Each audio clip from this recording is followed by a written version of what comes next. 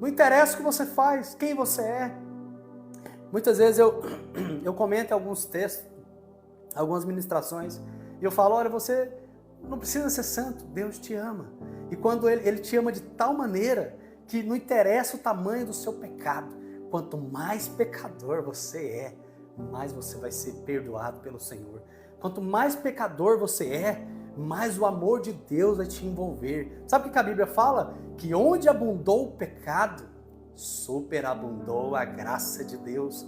Onde você tinha mais pecado, maior foi o perdão de Cristo. Sabe aquela mulher que chegou diante do Senhor Jesus, debruçou-se nos pés dele, pegou um vidro de unguento, derramou nos pés do Senhor e secou o pé com o cabelo dela?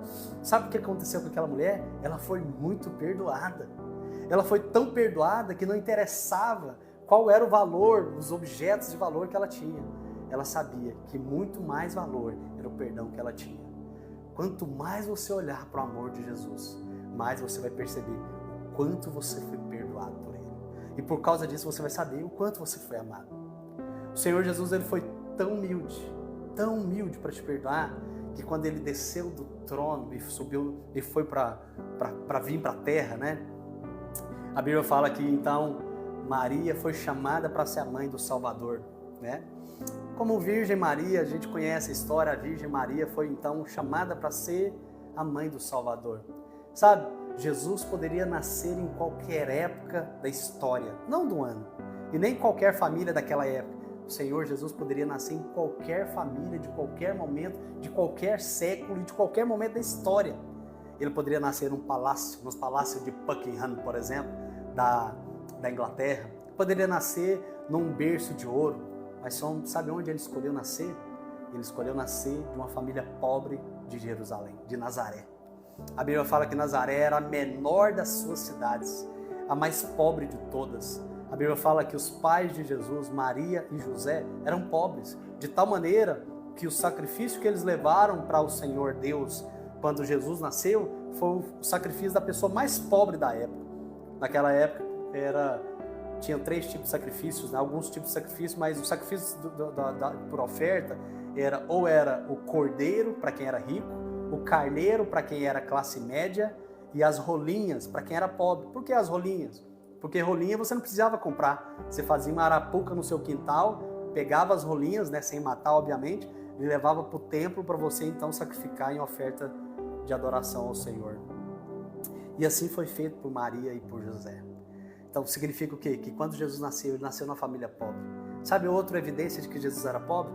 Ele não teve lugar para nascer.